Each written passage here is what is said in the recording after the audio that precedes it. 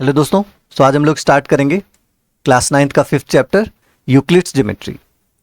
ये दो वर्ड से मिलकर बना है। जियो मीन्स अर्थ और मीट्रॉन मीन्स मेजरमेंट।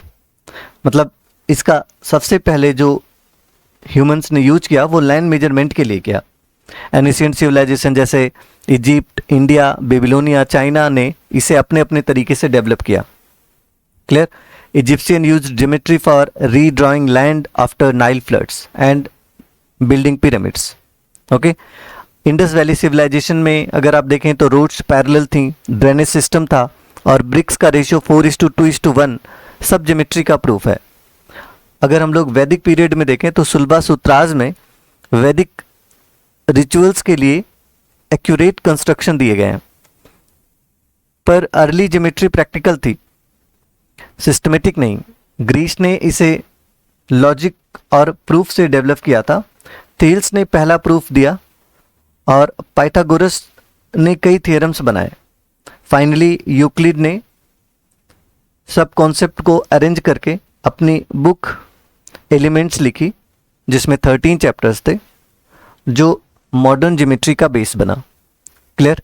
सो यूक्लिड ज्योमेट्री में आप को क्या बेसिक बातें पढ़ने। सबसे पहले तो यूक्लिड ने बताया कुछ टर्म्स जिनकी जरूरत है ज्योमेट्री के बेस के लिए, और पहला टर्म है यूक्लिड ने दिया अनडिफाइंड टर्म। अनडिफाइंड टर्म क्या है?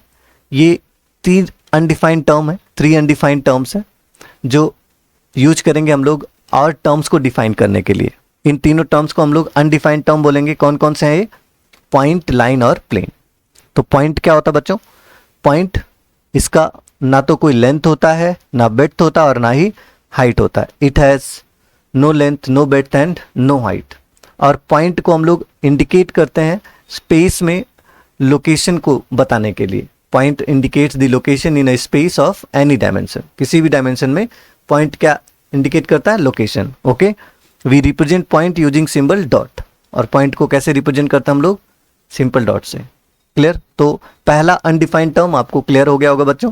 इसके बारे में 3 बातें आपको याद रखनी है। इसका ना तो लेंथ होता, ना ब्रेड्थ होता, ना हाइट होता है, या लोकेशन को इंडिकेट करता है, और इसे सिंबल डॉट से रिप्रेजेंट करते हैं।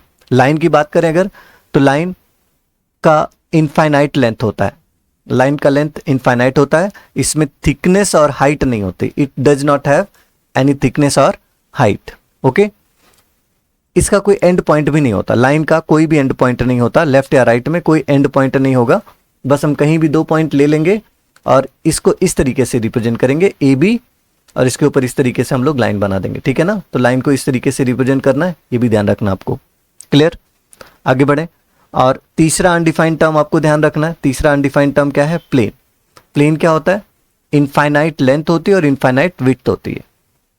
प्लेन में इनफाइनाइट लेंथ, इनफाइनाइट विड्थ होती है, इसका कोई हाइट नहीं होता। ओके, इसे हम लोग स्मॉल लेटर से रिप्रेजेंट करते हैं, या कोई भी 3 पॉइंट प्लेन में रख देंगे इस तरीके से। पॉइंट में, इस प्लेन में 3 पॉइंट रख देंगे ABC, जो प्लेन पर लाई करते हैं, और इसको हम बोल देंगे प्लेन ABC।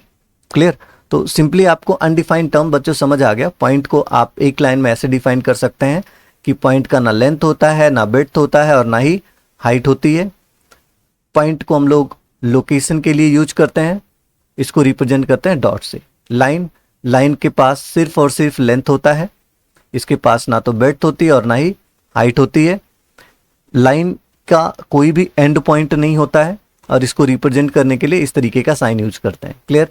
और प्लेन में मैंने क्या बताया? प्लेन के पास लेंथ होती है, ब्रेड्थ होती है, मगर क्या नहीं होती? हाइट नहीं होती। ओके, इसको इस तरीके से हम रिप्रेजेंट करते हैं। क्लियर?